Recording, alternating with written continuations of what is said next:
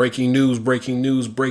Zack Martin is retiring, folks. That's right. After 11 seasons with the Cowboys, Zack Martin is hanging it up. Okay, so as I continue to say every single time, everything happens before I record, while I'm recording, or after I'm recording. This is definitely a curveball. We have a lot to talk about with that, as well as the divisional rodeo continues, but this time we're in the AFC East to be specific. Okay, we got a lot of controversy, we got a lot of things we got to talk about. Okay, the state of the Jets, Dolphins, Bills, and Patriots. Okay, best believe this is going to be a really good episode. So guess what? You already know my spill, all right? You already know this is the 69th episode of the Football Junkies podcast, okay? I am your host with the most, okay? I am your chief.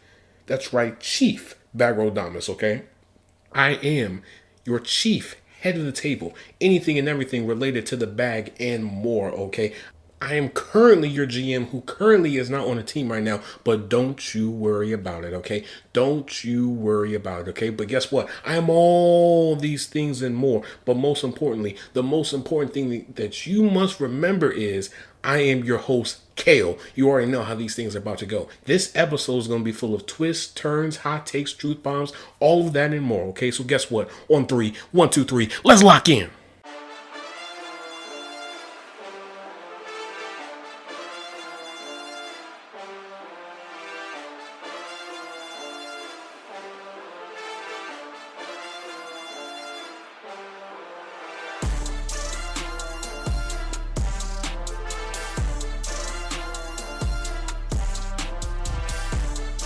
All right, folks, let's just get into the meat and potatoes of everything that is going on in the league right now. So, what better way to start this episode than with doing something that we haven't done since around this time last year? And that is bag alert, bag alert, bag alert, bag alert, bag alert, folks. That's right. Elijah Molden gets the bag, folks. Okay. 3 years, 18.5 million. Okay. 13.5 in total guarantees. He will be making roughly around 6.1 million a year. So all in all, what better way to start things off? Okay. So Elijah Molden was originally with the Titans, got traded to the Chargers, and literally had his best season so far. I mean, the stats speak for himself. Now, the stats aren't something where it's like, oh man, he's a all pro or anything like that, but he had 43 solo tackles, 3 picks, and 7 pass deflections. Like, that's actually pretty good. I'm not going to lie. It's not something where it's like it shows you how much of a role he played in this Chargers defense. So all in all, it's a really good deal. He gets paid while the Chargers keep somebody on their team that is a really productive young player. So all in all, congratulations to him. Now, moving to Zack Martin, okay? We all know he's going to be a first ballot Hall of Famer. We all know he's going to go down in history as one of the greatest offensive linemen of this era. Whenever you was going up against the Cowboys, you are always going to see Zack Martin. You're talking about somebody that has been consistent. You're talking about somebody that has been loyal to the Cowboys this entire time. I didn't expect Zack Martin to retire. I thought at best he was probably going to play maybe 1 or 2 more years on a competitor. I think he wanted to end his career with possibly maybe experiencing winning football, or maybe try to win a Super Bowl at best. But I guess he probably realized, listen, I'm getting up in age. I have nothing else to prove. I know I'm one of the greatest offensive linemen in NFL history. And I know I'm walking into Canton. So I have nothing else to prove. All in all, congratulations to him. Let's get into this division here. AFC East. Yeah. Man, some people are not going to like me for what I have to say, but it's okay. It's okay. We are going to get through this. So let's start with the Jets, okay? So they're going to have $15 million in cap space with a rollover cap of $345,919. You're going to have free agents such as Hassan Reddick, DJ Reed, Tyler Conklin, Tyron Smith, Morgan Moses, Javon Kinlaw, Solomon Thomas, Chuck Clark, Isaiah Oliver, just to name a few. Then when we come to their draft picks, you're going to have your first, your second, your third, your fourth, 2 5th-round picks, and 2 6th-round picks. All right. Your positions of need: quarterback, tackle, outside linebacker, corner, tight end, safety, defensive tackle. So, all in all, these are very manageable needs, okay? The only pressing need that they really have is quarterback. And even then, I think they could really try to make a push for someone like a Justin Fields, right? Going after someone like, I don't know, Russell Wilson or Kirk Cousins or Sam Darnold or Daniel Jones will not solve the answer, okay? Trying to draft one this year will not solve the problem either. I think at best their quarterback is next year. I think this year they should not take a swing at quarterback, and I think they should just try to build everything else so that the only thing that you need is the quarterback instead of trying to, piecemeal this thing. Because remember, this offense is trying to recover from when they had Aaron Rodgers. This entire team actually is trying to recover from the Aaron Rodgers situation. And granted, he wasn't there for a long time, but his impact has affected that locker room. And so now that you have a new regime in place, now you basically have to rewrite those wrongs. So you have a few options when it comes to these different positions of need. Okay. So tackle. You can go and you can address it, early in the draft. You can get someone like a Will Campbell or a Kelvin Banks or Josh Simmons or any of those different types of guys. Gray Zabel, if I'm not mistaken, I think he's a tackle as well, but he can play interior offensive line as well. But you have options. Just as, you can go and you can get you a veteran offensive lineman if you want to take that route. Because most likely there's going to be at least a few Lion free agents that are going to want to follow Aaron Glenn into the Jets. So I wouldn't be surprised if one of them is like a rotational piece of an offensive lineman or whatever. I would not be surprised, honestly. Now, outside linebacker, you can draft them, but the question is, how high are you on the outside linebackers, right?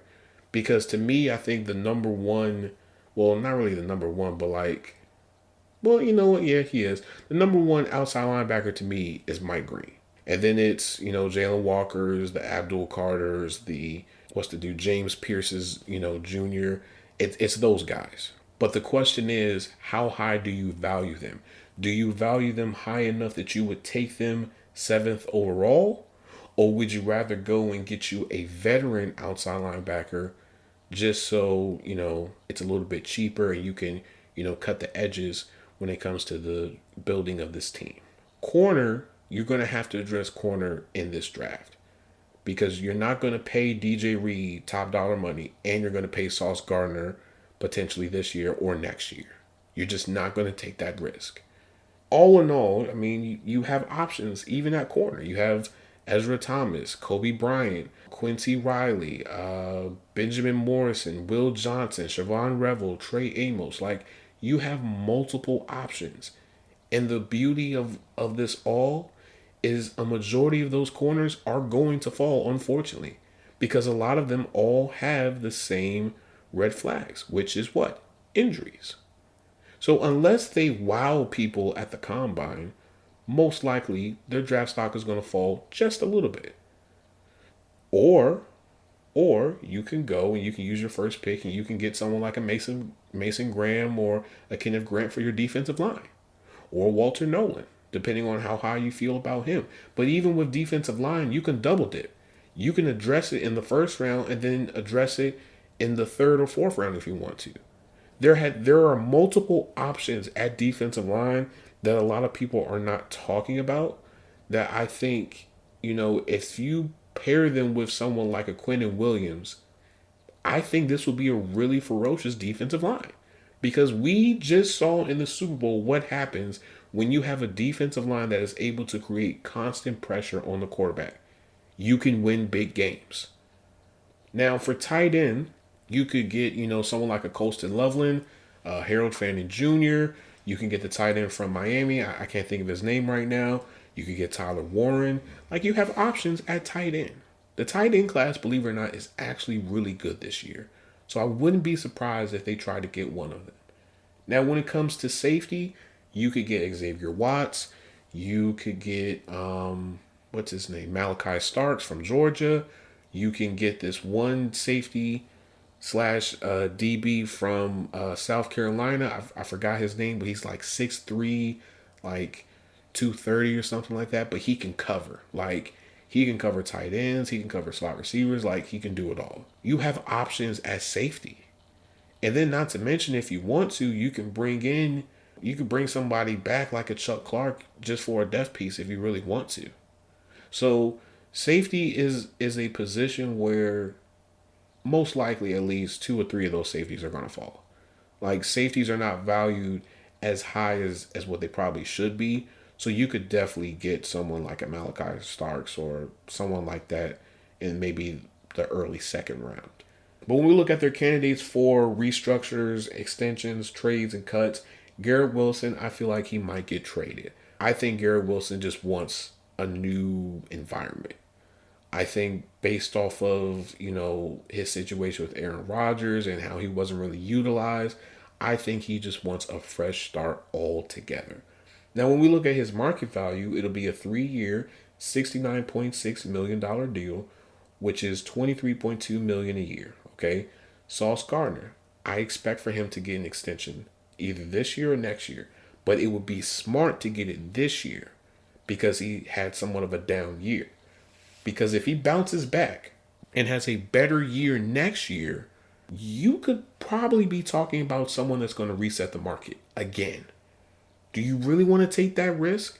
Because the Bengals, they're messing themselves up now because why?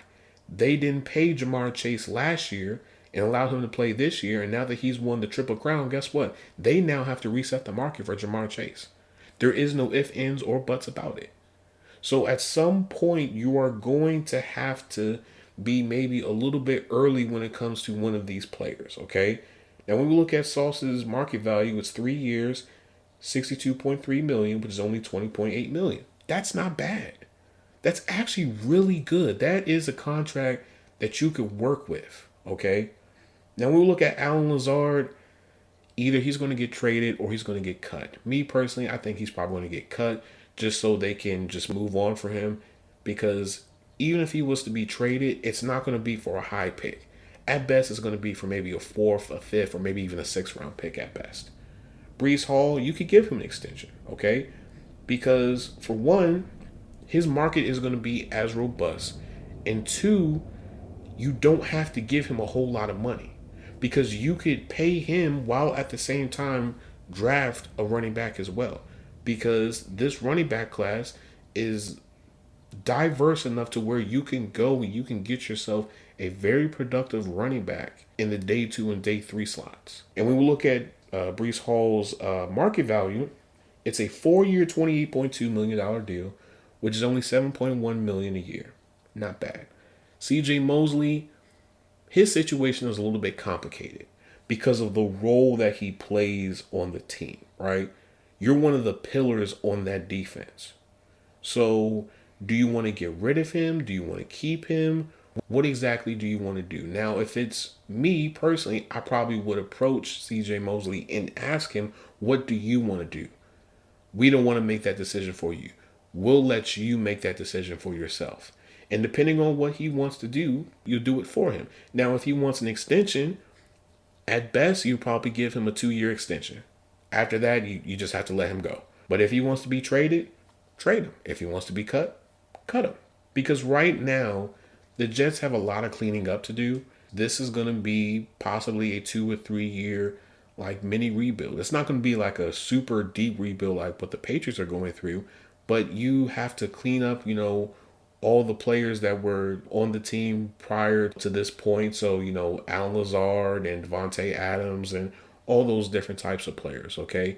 While at the same time figuring out who do you want to bring back. It's me personally, maybe I would entertain maybe bringing back Hassan Reddick. Maybe I would bring back someone like a Morgan Moses because he plays such a pivotal role on that offensive line. You got to bring back at least 1 or 2 veterans for the low. And Morgan Moses, I think, will probably be the best option. Hassan Reddick, I don't know. Because I only say this because of what happened prior to the season starting, when he was in a holdout, and there was a bunch of back and forth, and the Jets wanted him to practice before they started talking about contracts, and Hassan Reddick was like, no. It was a bunch of back and forth. So only time will tell with that situation. Now, when we look at the Dolphins are already in a bad spot already. You are negative 7.6 million in the red, and your rollover cap is only 3 million.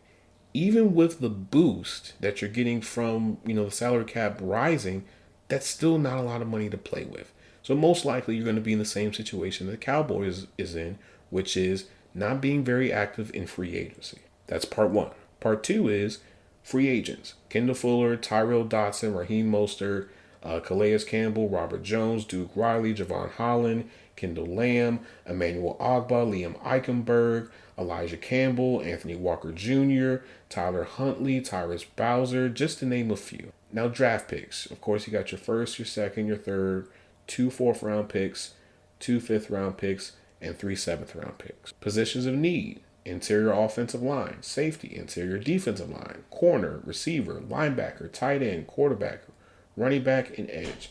Now, for all the people that are probably freaking out right now, they're saying, you listed quarterback. Yes, I did, because they need a backup quarterback. Relax. Now, when we look at all these positions of need, you could address this a few ways, right? You could try to see if you could bring back players that you really love, and that way you don't have to really address them super high in the draft.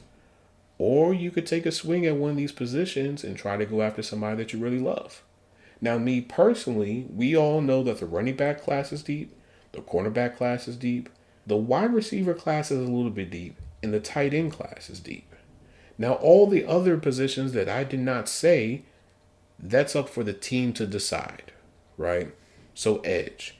You know that you're in a position where, yes, you could get a, pretty good edge, but at the same time, wouldn't you want to get another weapon for Tua? Wouldn't you want to get productive tight end or productive receiver? Because at this point, the choices for first round receivers is very slim.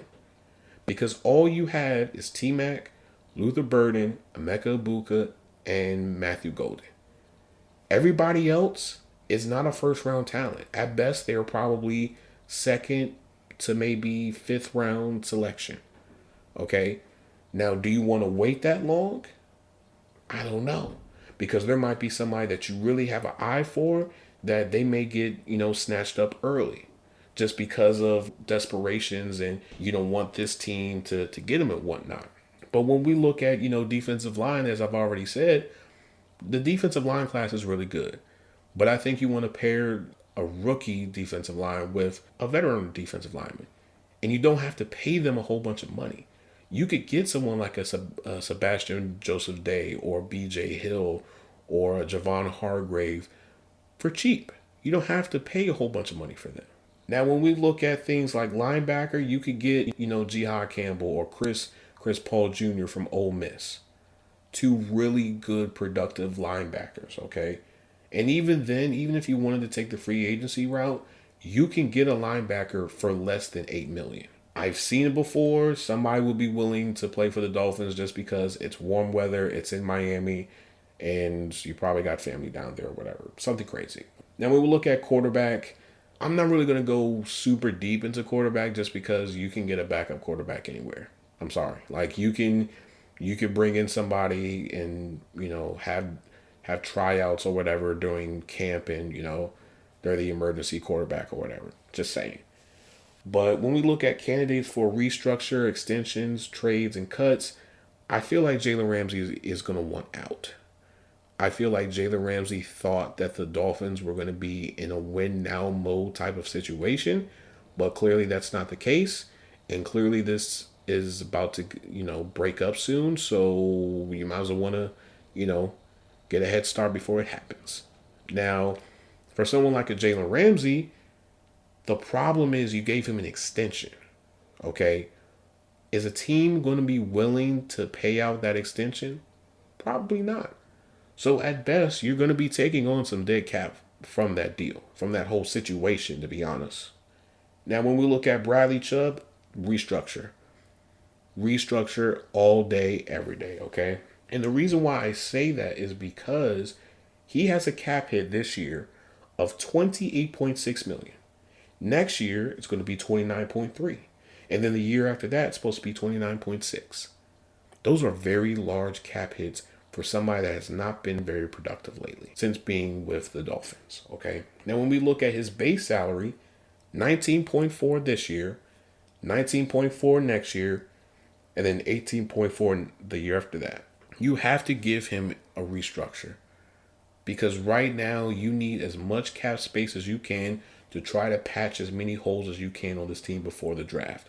Because yes, you are in a good spot within the draft. You're in the 13th pick, but at the same time, you have so many holes that you have to fill that you're going to have to prioritize one position in the first round. It's either going to be a defensive lineman, it's going to be a corner, it's going to be a receiver, it's going to be a tight end, or edge. Okay? One of those positions. You're going to have to do it. Because right now, you are staring at the barrel of a gun because why? This team has not lived up to expectations. This team has not fulfilled the expectations that was set by the owner. And right now, you are under a lot of pressure just because of that one game against the Broncos where you could have almost broken the record of scoring the most points in one game. Like, really think about this. Since this whole acquisition of talent of, Tyreek Hill, Teron Armstead, Bradley Chubb, Jalen Ramsey, and you guys have sucked against real competition. When you go up against a winning team, you guys crumble. But when you guys go up against a weak team, a team that's going through a rebuild or a losing team, oh, you guys are on them like white on rice. That's not how you win games. That's not how you get to the Super Bowl. You have to be able to face competition, whether it's somebody that is a playoff contender or whether it's somebody that's, tanking. You have to be able to do it. Otherwise, guess what's going to happen? You're going to be in Cancun every single year. When they went up against the Chiefs in the playoffs, guess what happened? They folded. You cannot allow that to happen. You've put too much money into this team for them not to go anywhere, okay? And honestly, I feel like you could probably put Tyreek Hill in there as well, only because of his comments, towards the end of the season.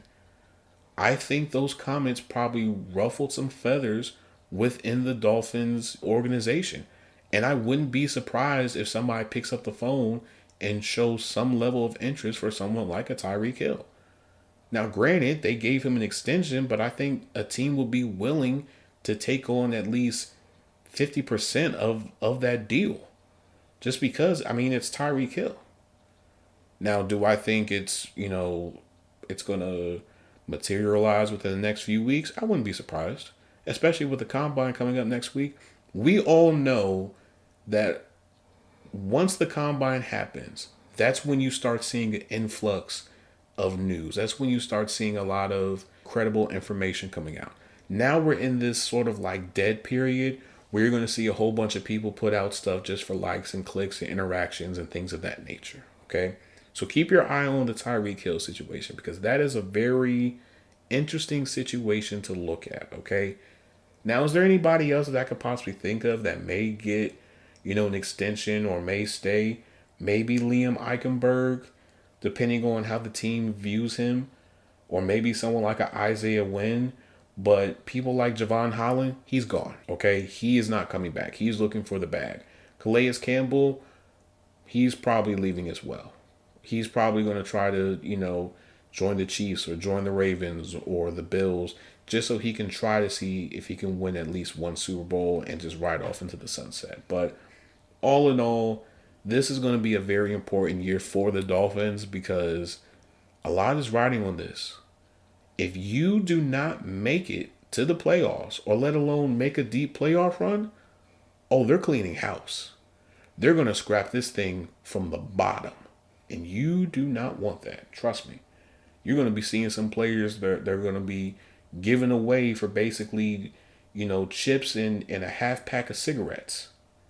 I'm just being honest here, folks. Now, when we look at the Bills, okay, They have negative 12 million in cap space, and they have a rollover cap of 1.3 million. So you're already in the red, okay? And we look at their free agents. You got Amari Cooper, Rasul Douglas, Austin Johnson, Mac Hollins, Damar Hamlin, just to name a few, all right? Your draft picks. You got your first, 2 second-round picks, no third-round picks, 2 fourth-round picks, 2 fifth-round picks, and 3 sixth-round picks, all right? Positions of need: corner, interior defensive line, safety, wide receiver, running back, all right?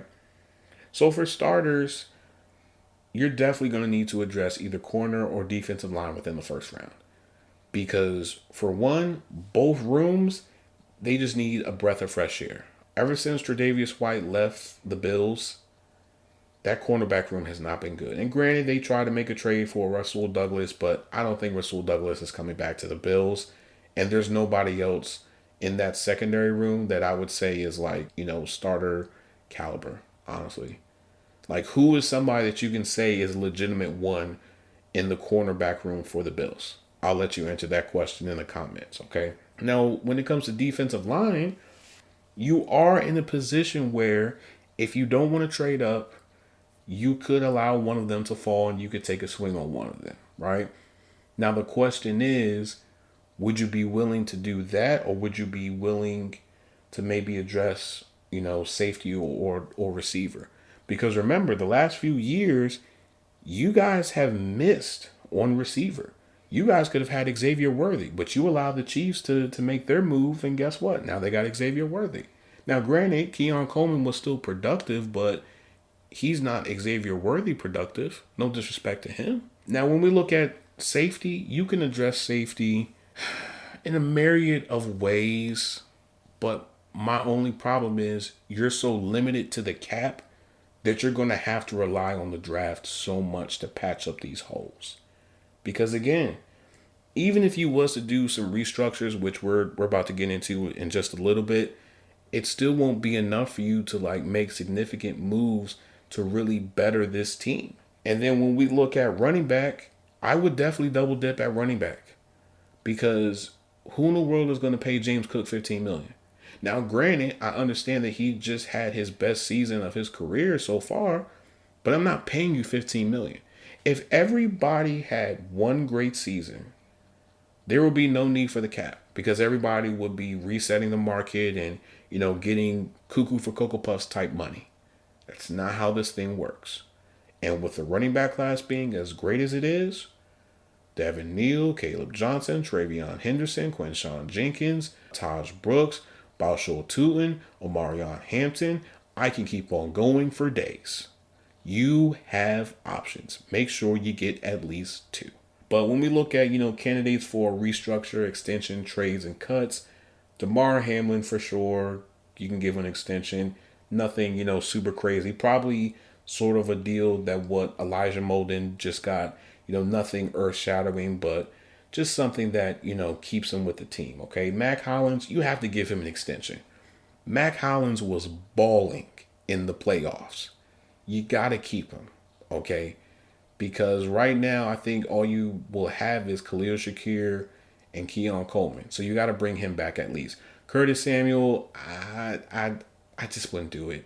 Amari Cooper, he became a ghost once the playoffs came around and whatnot. It's just not worth it, personally. Gregory Rousseau, I would definitely give him an extension. I would get ahead of that now instead of waiting until next year, because if Gregory Rousseau has a crazy season like how I think he's going to, you are going to be paying a lot of money. And you're going to have to cut somebody just to pay Gregory Rousseau, because you're not going to just let him just walk. I could tell you 3 teams right now that would want someone like a Gregory Rousseau, just being honest here. Because when you look at his market value, it's a 4-year, $99.5 million deal, which is $24.9 million a year. If he has a double-digit sack season and is a finalist for Defensive Player of the Year or any of those awards, you are talking about somebody that could be making $100 million. Well, he could be getting a $100 million deal. Okay, not $100 million.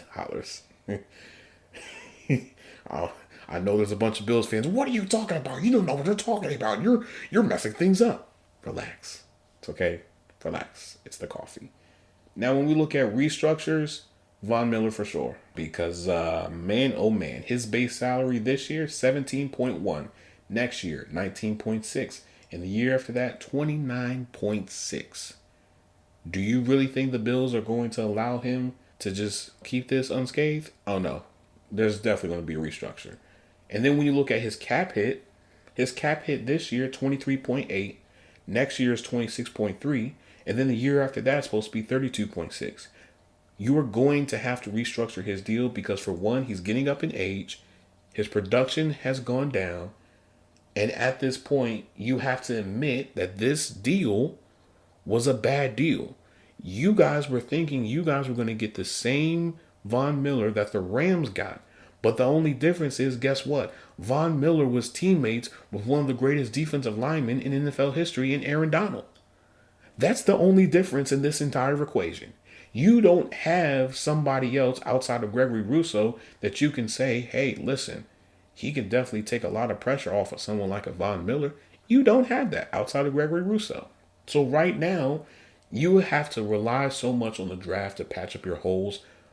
But at the same time, with you being a playoff caliber team, players will be willing to join your team and they'll be willing to take less because they know that, guess what? As you have Josh Allen, guess what? You will always have a chance to make it to the playoffs. Because right now, there's nobody else in your division that can rock with you. Not the Patriots, not the Jets, and not the Dolphins. It's literally y'all division until Josh Allen gets old, decrepit, and wants to retire. Now, when we go on to the final team, that is the Patriots, okay? So granted, you are going to have the most cap space in all of the league. But the drawback is you have a lot of important holes that you have to fill. So when we look at their free agents, you have Jonathan Jones, Jacoby Brissett, DeAndre Wise, Austin Hooper, Jermichael Hasty, Jalen Hawkins, just to name a few, okay? Your draft picks. You got your first, your second, 2 third-round picks, 1 fourth-round pick, 1 fifth-round pick, and 2 seventh-round picks, okay? Positions of need, offensive line, both tackle and interior offensive line, edge, corner, receiver, tight end, linebacker, running back, safety, defensive tackle, okay? So with defensive tackle, with the uncertainty of Christian Barmore, you have to possibly get an insurance policy just in case. Because outside of him, there's nobody else on the defensive line outside of Keon White that has been super productive. And with this defensive class having some bona fide starters at defensive line, you have to get at least 2 of them.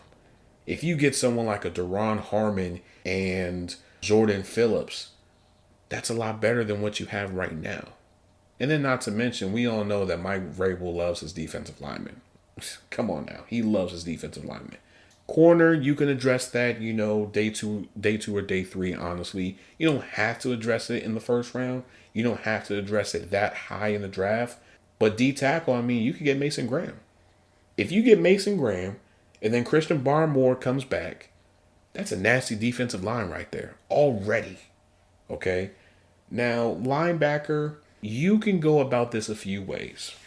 You can go and you can draft one, Chris Paul Jr. or Jihad Campbell, or you can try to get a veteran linebacker for low. You can get one for maybe $5 or $6 million a year. It's not really going to hurt your pockets as much, right?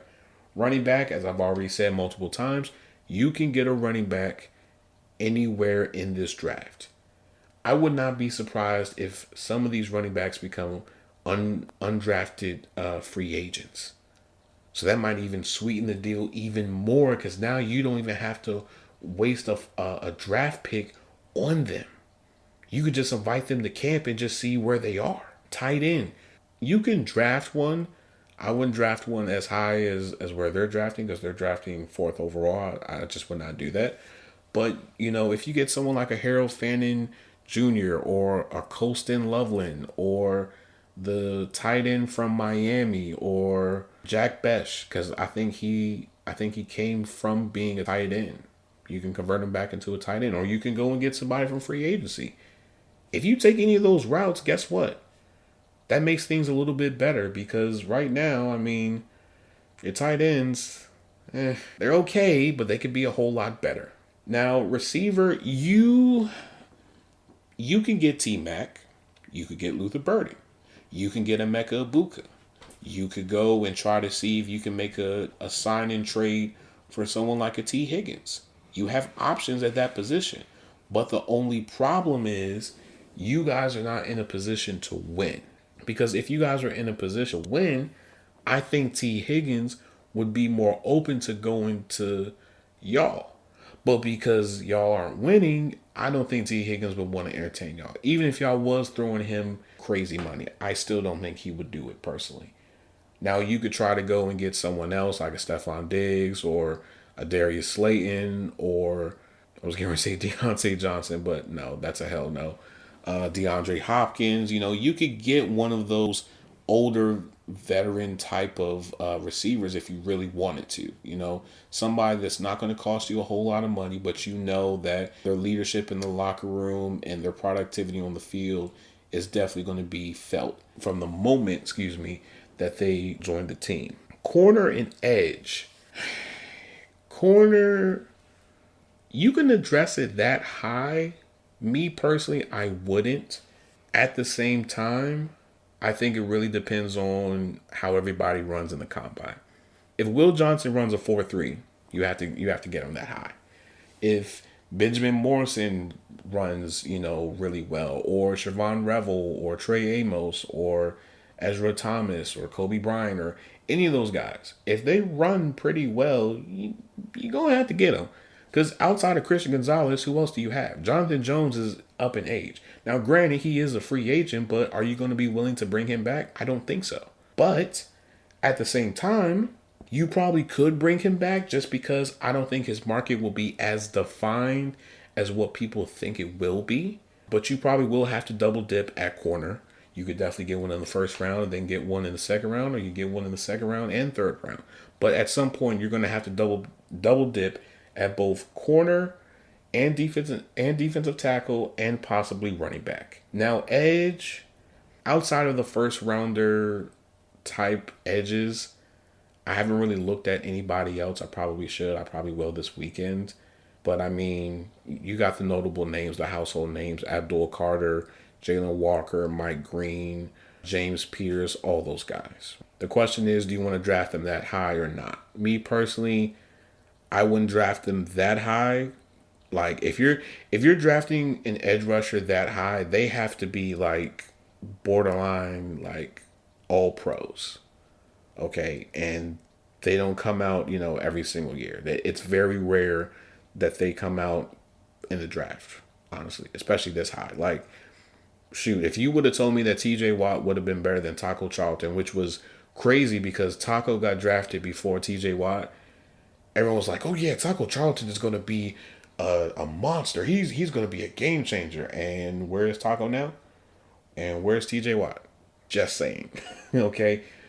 Offensive line. Me personally, I would address this high. Okay. Because right now, all you really have is an aging David Andrews. Okay.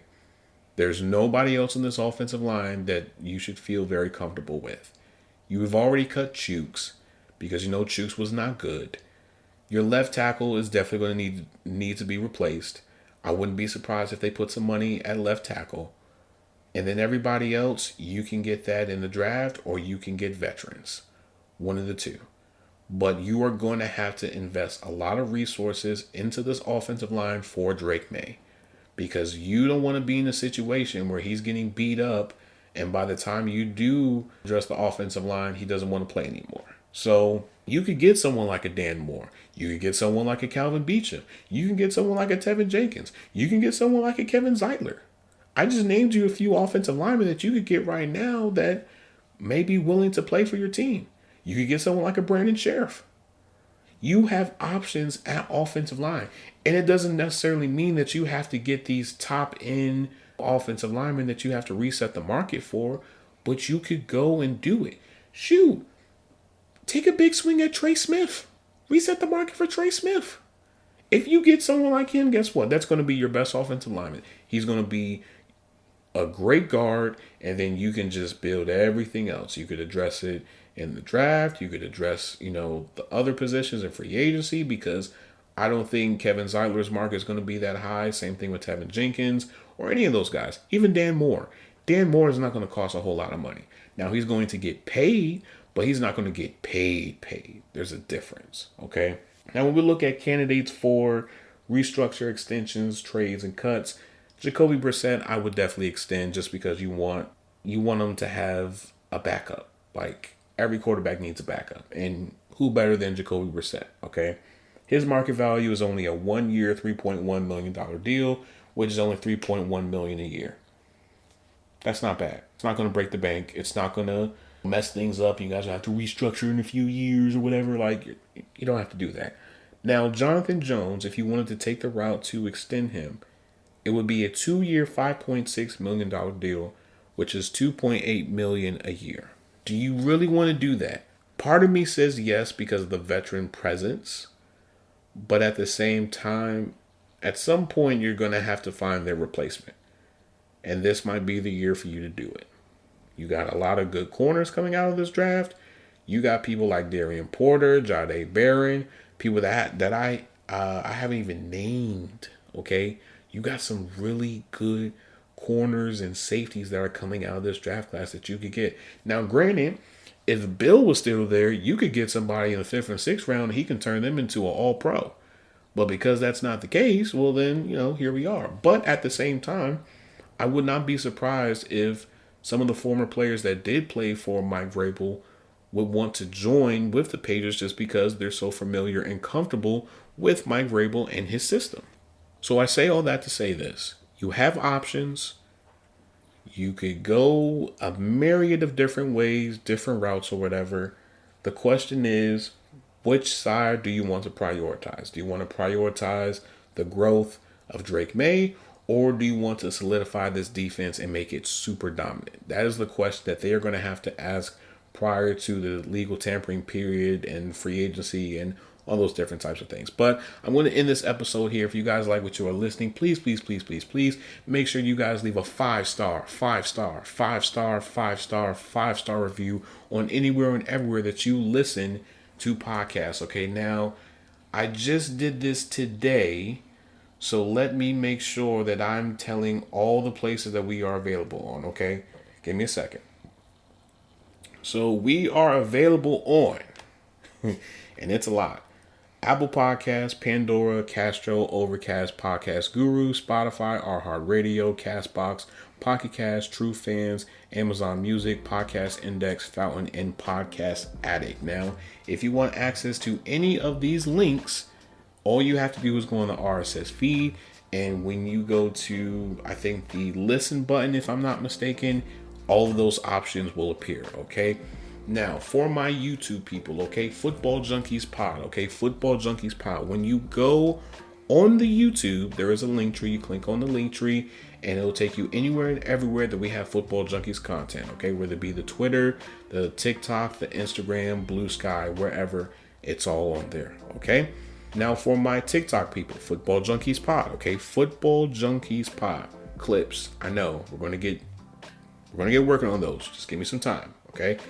Now, for my Instagram people, Football_Junkies Pod, okay? Football_Junkies Pod. Junkies Pod is not what? It is together, not spaced, okay? It is together, not spaced, okay? For my Twitter people, GM Kale, okay? GM space Kale, Kaile. Follow me on there. That's where I do a lot of my debates with other fans and whatnot. Sometimes I may ask questions with fellow beat writers and journalists and whatnot, just to pick their brains on, certain topics and whatnot. Sometimes I'll react to, pressing, news and all those different types of things. Okay, just come on over there, have a good time. Same thing with Blue Sky as well. GM Kale, okay, GM Kale, Kaile. Am I forgetting anything? Oh yeah, we're on Spotify, we're on Apple Podcasts. You guys already know that, but as always, I hope I give you guys the fix that you guys need. I love you guys. I appreciate you guys so much. Next week, we're going to the West Side. We are going to the NFC West, okay? It's going to be a good one, okay? Now, it may not be good for the 49ers fans because you guys may not like me, but it's okay because guess what? We're going to be A-okay. So, as always, this is your GM Kale signing out. Peace and love. Later.